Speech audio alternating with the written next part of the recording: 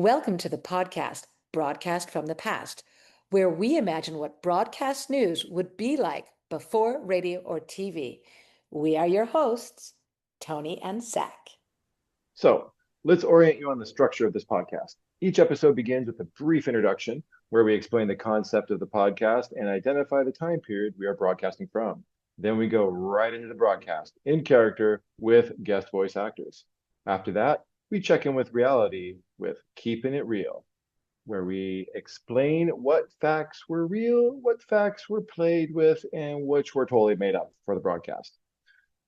We will end each episode chatting about the research process, what we already knew, what we discovered while researching, and what we didn't get to include. We will give reading recommendations and talk about where we got our information, and then finish off with a round of acknowledgements to all the contributors. Each episode is written by passionate history buffs who get to choose which awesome moments of history we want to focus on. Today is Tony's turn. Today's episode is set in England in 1141. The country is at war. Empress Maud, the only surviving child of dead King Henry, is exerting her right to the throne, battling her cousin, King Stephen, who in grand tradition has usurped the throne. The Civil War, ongoing for years, is at a critical pivot point. Stephen has been captured by Empress Maud as she prepares to enter London to be crowned. However, the war is not yet lost, and Stephen's wife, Matilda of Boulogne, has yet some ace to play. This is the moment where we set our play. What could enemies, Empress Maud and Matilda of Boulogne, be meeting in secret about? Vartika Soni brings you this hard-hitting expose into an illicit meeting during the height of England's ongoing civil war.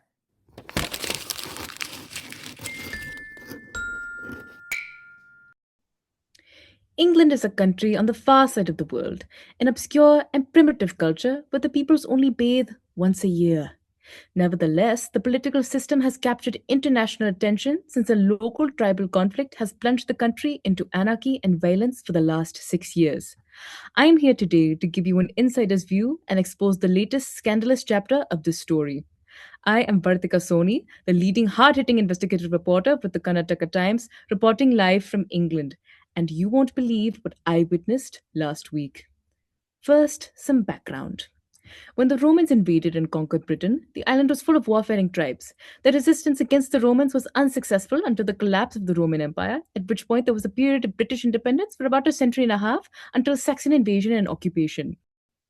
In subsequent centuries, Vikings invaded and carved up parts of the island while other areas remained independent until the Norman invasion of 1066 and the establishment of the current ruling family and rooted ethnic state, with the Norman French, the elite ruling class, and the Anglo-Saxons as the subclass. This is an oversimplification of a very complex stratified society. However, the current conflict is a result of tensions between different branches of the ruling family. Let's meet our players in this thorny political bramble. The year was 1135. King Henry, son of William the Conqueror, had died. Newly favoring firstborn sons, England was thrown into confusion when Henry selected his daughter, Matilda, aka Maud, to be his heir after the death of his son. While his parents all support him and swear fealty to Maud, the death of Henry changes everything. Stephen, the son of Henry's sister, reneges his oath and leaves France for England to drum up support and claim the throne for himself, crowning himself by the end of the year. All is quiet until 1139 when Maud has had enough and the conflict starts in earnest. Fast forward to today, July 20th, 1141. Maud, who is the widow of the Holy Roman Emperor, is remarried to the Count of Anjou and has many supporters, most notably Robert Earl of Gloucester. Stephen, her cousin and childhood playmate, is married to Matilda of Boulogne, another cousin, another Matilda, and another childhood friend. Once close friends, now mortal enemies, the Battle of Lincoln has seen a Maudian victory with the capture of Stephen. One would think checkmate, and certainly all auspices show favorable for Maud's cementing of her position with plans to proceed to London for her own coronation. This is the moment we have arrived at, and all appears in order until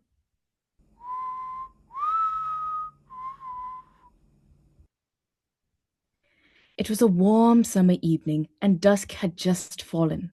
The glimmer of fading light still dusted the horizon. I had been invited to accompany the procession from Wallingford Castle to London for the Empress's coronation and was settling in before the day's journey. I was just walking through the corridors to my accommodation when, suddenly, I heard a sound where I knew none should be. The following is a reenactment of what I witnessed. The persons depicted are portrayed by actors.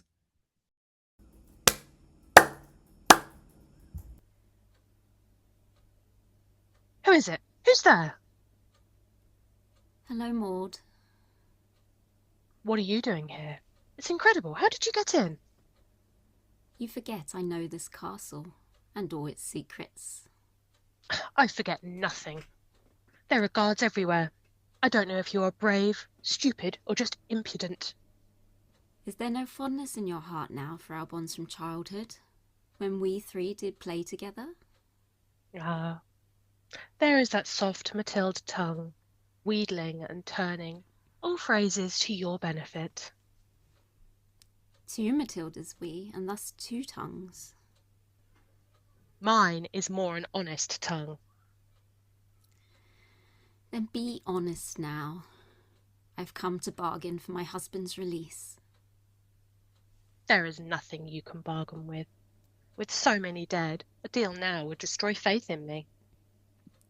I too have risked much to come with this request. Our supporters would fain continue the fight, even those who turn coats to see what privileges and rewards they may gain. You speak of Bugard, a rascal who will be well rewarded soon. He is not to be trusted. Trust is in short supply. Your own husband, my cousin, the twice-crowned king, betrayed not only me, but his own oath. He was the first layman that had sworn fidelity to me, and yet he broke his word. In that, we are unlike. I will never betray those who have fought and died for me by bargaining with you and your husband. You would never forsake your oath to regain your throne? I am the one who loves justice. It is your husband who loves power. Is it perhaps that you are more alike than not? The features present in a man prove favourable, while those same in a woman are marked as haughty. And imperious. Oh, Empress. You understand, so why not support me? He is my husband. I only have the one. So counsel him to support my cause, and be true to his first instinct. Is it so strange to you that Stephen would find it fitting to be king? Fitting, or a temptation impossible to resist? Or that proximity to the throne would draw me as well? Ha! Now we come at it. You always were jealous of me. In many ways, perhaps. In your choice of happy fathers and mothers. But I have the better husband. Geoffrey is a lion. Oh, he has potential, I'm sure. I referred, however, to your first husband. A weak but godly man. Neither. A tyrant and a rather nasty son to a better father. You were a child. A girl of 8, with an ill-tempered husband 20 years my senior. I am sorry for you. Child bride, barren first marriage, dead younger brother, stolen crown, childhood friendships broken. My fortunes now have turned. I have 3 healthy sons. Their fathers strong sprigs of bloom, little lions they are. My line will last. Are you threatening my boys? I have no need of threats. I hold your husband. It is your husband who rejected the mediation of the church. I love nothing more than justice, and I would have accepted the decision. But your husband, preferring power, heeded the counsels of those persons who loved nothing less than peace, so long as they could make their ascendancy over him answer their own purposes.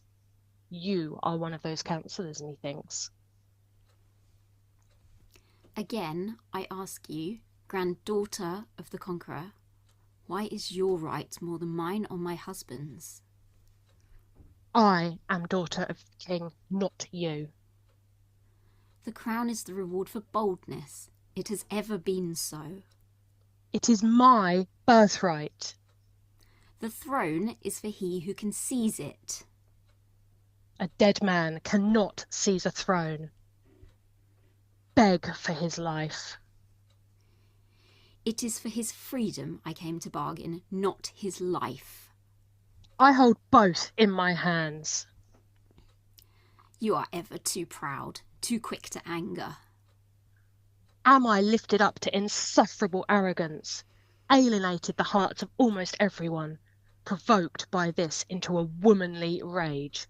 I will put you in irons. Beg. You will regret this, dear my cousin. No humiliation was necessary, but again, like always, you enjoy the hurt. You always did like pulling the wings off of butterflies. You are projecting your own flaws onto me, as usual. Blame others for your sins. Manipulate me, and Stephen, and my father into thinking you were a sweet, weak, frail little girl, when all along the steel in your soul is untempered, hard, and strong. But one strong shock, and you will break. Not this time, Maud. If you take my advice, now you should try to be not intelligent, but wise. There you have it, ladies and gentlemen. An illicit meeting between the two battling queens, the two Matildas, where threats are exchanged, but in the end, nothing. The Empress loses her temper, but still lets Matilda depart. Is this weakness?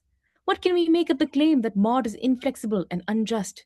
Is she instead too merciful, letting her enemy's wife leave uncontested? And what can an illicit meeting between the two queens to bargain for the release of King Stephen mean for those who have died fighting for them? Is this betrayal of their deaths? What does this mean for England's leadership? Is the Empress Maud fit to rule when she leaves her enemies unmolested? And what does this mean for the rest of the world? The internationally recognized authority of the Empress Maud must now be under serious question. With two legitimate claims, perhaps the question that England must now answer is, who is best fit to rule, the merciless or the merciful? This is Vartika Soni, bringing you all the explosive news from around the world, saying good night. Keeping it real. In this part of the podcast, we review the segment script and tease out what really happened, what we made up, and what was somewhere in the middle. So, Tony, tell us, what did you keep real and what did you fudge a bit? Well, Matilda, Maud, and Stephen all were really cousins, first cousins, actually. But according to all the sources I could see, Matilda and Maud never actually met. So I did make up the fact that all three were childhood friends. In fact, they did not even grow up in the same country. Maud was sent as a child bride to Germany.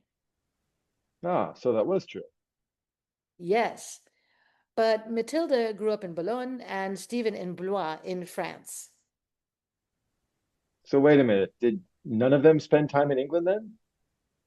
Well, Maud did spend her early years in England at her father's court, and Stephen was sent there as a young man later. So this whole meeting between the two queens and their childhood friendship. Yes, totally made up. Okay, sweet. What else? What about this line, the twice crowned king? What's that about? I loved creating that line so much that I had to put it in, even though it's kind of fudging things. The reality is that Stephen had only been crowned once at this point. He would be crowned again, but later that same year. And Maud? In betwixt and between Stephen's two crownings, she would attempt her own coronation, but according to sources, she was hounded out of London before she could actually be successfully crowned. So that is when the play is set. Yes, just before she leaves for London to attempt her coronation. Yes. Okay, and what else was accurate? Well, the location of Maud at this moment is true. The fact that Stephen made an oath to recognize Maud as Queen of England, but then decided to try for the crown himself. That's all true. And then, of course, this flip-flopping of alliances. Like this Bigot guy. Yes, Hugh Bigot. He actually changed sides several times, but he was not alone. So did the Bishop of Winchester, who was actually Stephen's little brother. There was a time when he actually supported Maud, so there was a lot of backstabbing. Ooh. And Matilda? She's actually even more of a badass than I show. This is actually a moment when she is about to raise an army and defeat Maud and Maud's half-brother at a battle in Winchester. And she will actually capture Maud's half-brother and then force the exchange of prisoners to have her husband released. That is verifiably badass. Right on. Whew. Okay. Anything else that was made up? Well, the characterizations of the two, Maud and Matilda, not made up, but extrapolated from what we did know from the sources. So, kind of made up. Maud was always talked about, but strangely never spoke herself in two contemporary sources, one by a writer that was very much for her and another that was biased against her. She was often called arrogant and haughty, whereas Matilda, there's like no characterization about her at all. Yeah, arrogant and haughty, I think basically means woman with power. But yeah. Exactly. Anyway, so you, I developed their characters, extrapolating from what was said, but also based on their actions. Matilda's personality is so vague, but she does do a couple of things where you could kind of interpret her character, right? She does take charge of her husband's cause and lead to some extent the rout of Winchester and get her husband's release. So I would imagine that she was both very strong, but also very strategic. okay, so let's go back to these contemporary sources you mentioned. Yes, so there are two main contemporary chroniclers and sources: William of Malmesbury's Historia Novella and Henry of Huntingdon's Historia Anglorum, or the Chronicle of the English People. Malmesbury was pro Maud, and Huntingdon was pro Stephen. In those chronicles, the women literally never speak. Right. I'm not sure Matilda's even mentioned. Maud is mentioned frequently, but only written about. There is not much dialogue at all, actually, except for her half-brother, the Earl of Gloucester, her most faithful champion. He does have a few speeches, but in general, women don't speak in these chronicles. Weird. All right, since we're talking about sources, what other research did you do? Well, after I wrote the first draft, I went actually to the Malmesbury and Huntingdon sources. I skimmed through them. But actually, when I started skimming through them, I realized that I actually already had some base knowledge from, I guess, from my medieval Europe class that I took at university or from movies and fiction I had previously read. Such as? So I had read quite a lot of the Cadfael mystery series by Alice Peters and adored the series with Derek Jacobi. Ah, I love that series too. Is that set during this period? Absolutely, yes. So after I had written the first draft, anyway, I wanted to see if I had gone far off the mark. So I turned to Malmesbury and Huntingdon. And then I also picked up Alison Weir's recent book. It's called The Queens of the Conquest. It's amazing, actually. It's mostly about Norman queens, or in actuality, the queen's consorts. Ah, the good old Normans. And how did that influence you? More in terms of confirmation. However, I did put the final touches on the play after reading, skimming all three of those resources, especially to draw on primary source quotes from Malmesbury and Huntingdon. I love doing that.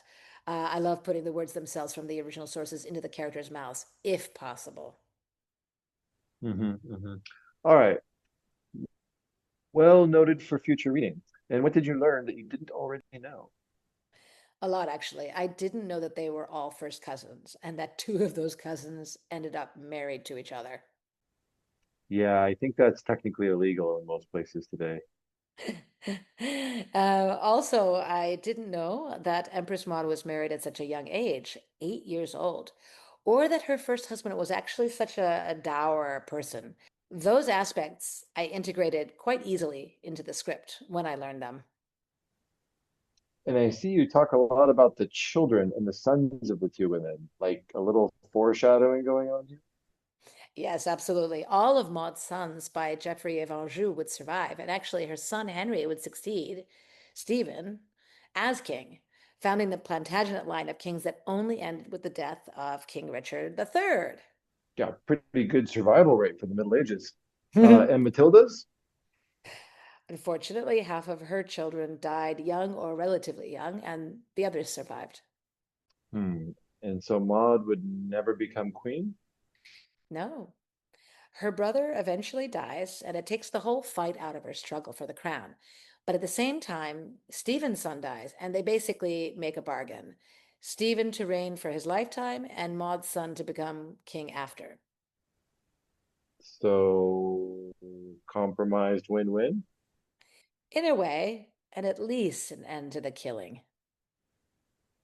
Yeah, they probably actually ran out of money. That's what usually happens. Anyway, that's always good. Indeed.